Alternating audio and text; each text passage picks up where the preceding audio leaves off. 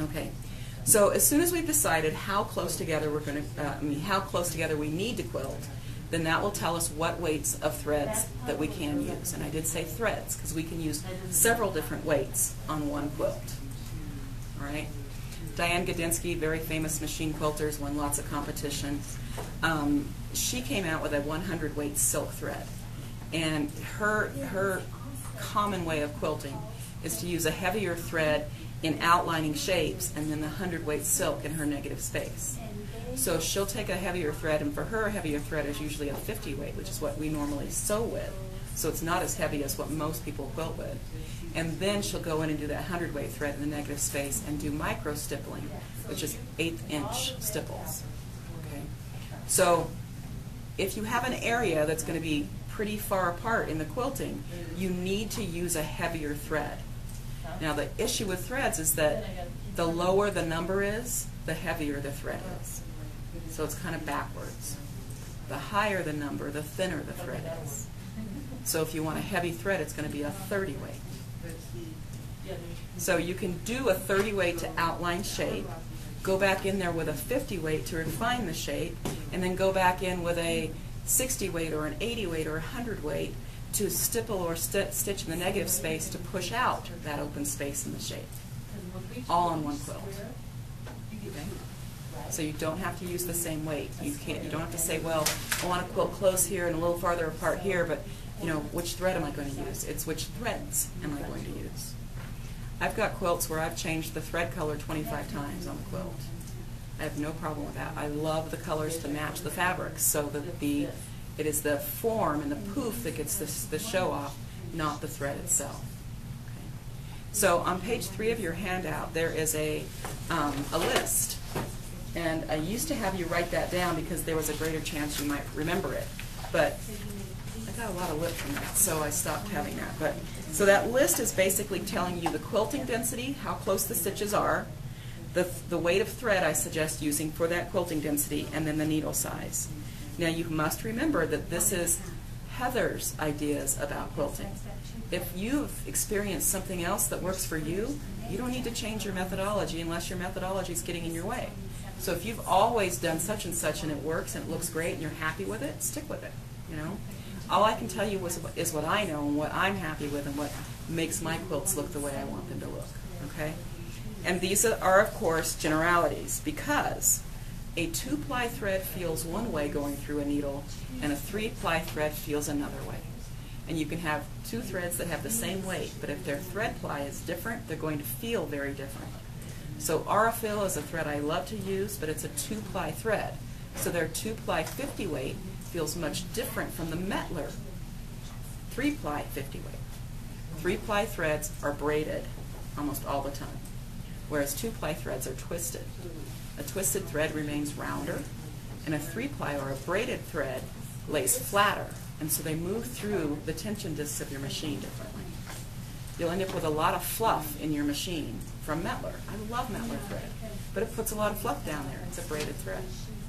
So if the flat part is going through the discs of your machine this way instead of flat with the discs, it's going to be a braided as it goes through. It doesn't damage the thread, it's just picking off loose things that are on it anyway. But it does make your machine dirty. Okay? So this is basically saying that if I'm going to quilt about every 2 inches, I'm going to use a 30 weight thread and I'm going to use a size 90 needle. If I'm going to quilt about every inch, I'm going to use a 40 weight thread and use a size 80 needle. And if I'm going to quilt every 1/4 of an inch, I'm going to use a 60 or 80 weight thread and a size 70 needle. You'll notice that as the needles get larger, the numbers get higher, which is normal.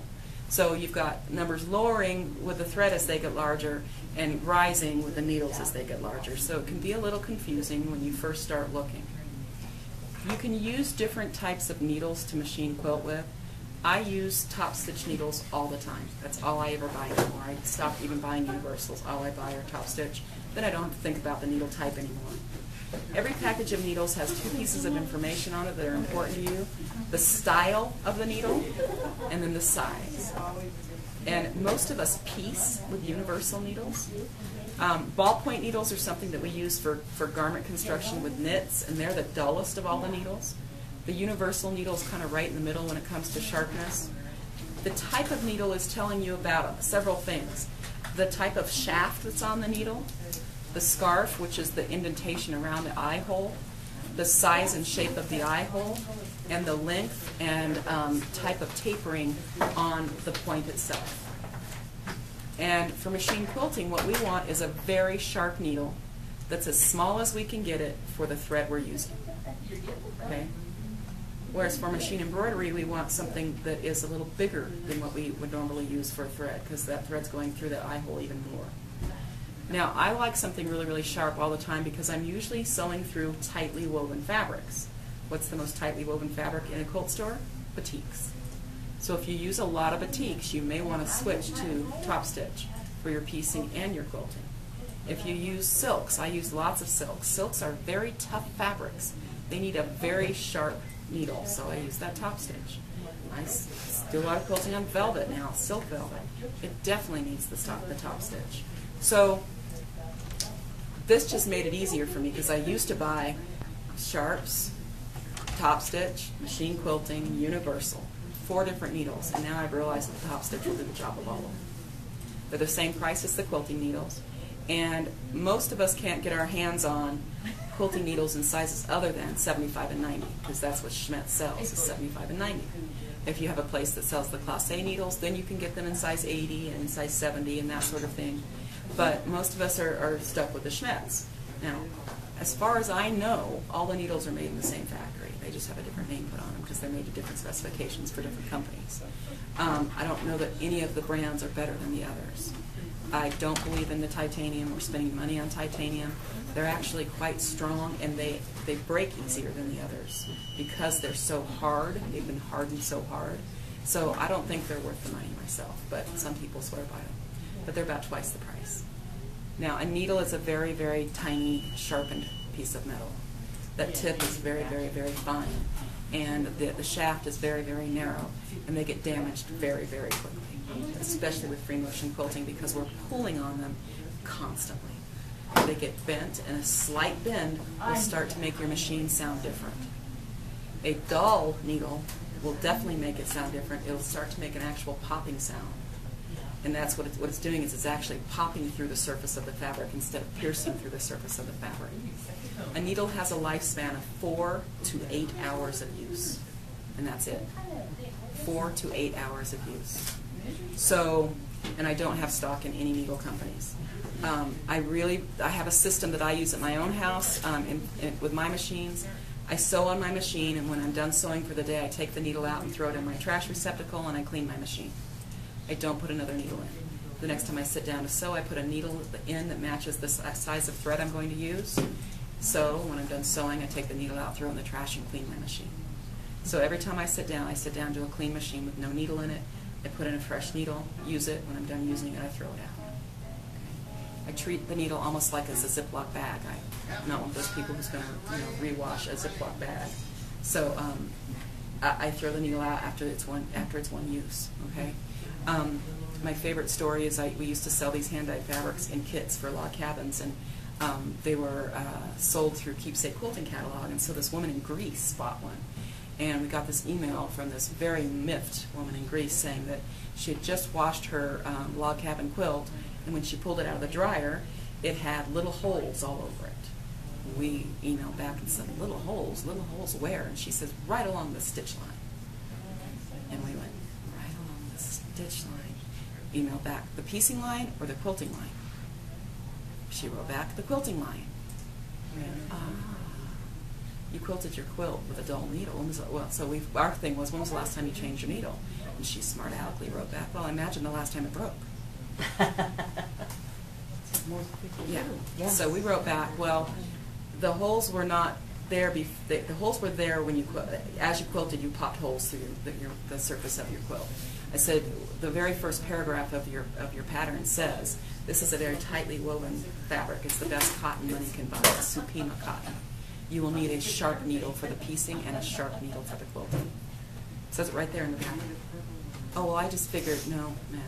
So we educated her about the needles. We sent her a new kit and a package of needles. But you can actually punch holes in your fabric with a dull needle. So it's just not worth it. A 40-cent thing or your $300 worth of fabric in your quilt. And we know how much that those fabrics cost these days. Yeah. Needle prices haven't really gone up. Fabric prices have. So fresh needles, a size needle that matches your thread size. Okay, you want the needle to take the thread through the 3 layers of the quilt, and when the needle comes back up, the quilt will just close up around the thread. If when you hold your quilt up you can see the little holes where the needle went through, then your needle was too big. If your thread is breaking constantly, even if it's not breaking at the needle, it's breaking anywhere else, chances are your needle, the eye of your needle is too small. And the size of the eye grows with the size of the needle, so you need to move up When a you size. say matching, is there a formula? That's what this list is for. Okay, all right. Good. So yeah, so a size 30 thread needs a 90 needle. Yeah, and that's something that you'll start to get used to. You'll start to understand that every time you go up 10 in your thread size, you need to go up 10 in your needle size. And the 50 and the 80 is your standard. 50 thread, 80 needle. That's your standard. So as long as you know that, then you know that you're going to go up with the size of the needle when you go up with the size of the thread, and down with the size of the needle when you go down with the size of the thread. Of course, the numbers are going to be the opposite. You know, a size 100 needle, which is a really high number, I mean, the 100 thread needs a size 60 needle, the smallest size needle you use. So that you look at it, it looks goofy. Because I'm sure some man did that. Some man said, you know, we'll just size the needles this way and we'll size the thread this way so we can confuse everybody. And that's what it does. So any questions on threads or needles? It's a lot of information, yeah. And most people don't have this information. They just start quilting. And unfortunately, they make a lot of missteps along the way that aren't going to serve their quilts well. And I'm wanting to have you quilt in a way that's going to serve your quilts well. So the next thing I want you to understand is about batting. Now batting is, there are so many battings out there. When I first started quilting, there was mountain mist. Remember, that's all there was mountain mist back then. And so you basically looked at the mountain mist and bought the one that would allow you to hand quilt the farthest apart without it falling apart. So this is 27, 28 years ago, and we just weren't doing the machine quilting, so they weren't building the battings for that. Now battings are built with machine quilting in mind, and some will actually say machine quilting on them, and others will say for hand or machine quilting or whatever. Most people don't read the packaging of their battings the way that they should. There's a couple of really important things you need to understand that different battings will give you and other battings won't. And so again, you're back to how is this quilt going to be used? Does it need to be drapey, or would I rather have it be somewhat stiff? Do I like an old-fashioned looking quilt after laundering, or do I want a contemporary flat quilt after laundering? Does my quilt need to be warm? Okay, cotton is not warm. And, you know, it's all we had for a long time, but now we have other options so that we can be warmer underneath our quilts if that's what we want. So I always equate it to our undies. You know, if you ask a woman, you know, I'm tired of my brand of undies. What brand of undies do you wear? She'll tell you because she's been wearing the same brand of undies for 15 years. And when her store stops carrying those undies, she gets all bent out of shape. When Mervyn's closed, I freaked out because that's where I bought my undies, and I was so lucky because Kohl's carries them too, you know. And we get that way with our batting. We find one batting that we like or gave us a good result that we like, and then we stick with that batting. But there's so many new battings out there that can do so many wonderful things for us.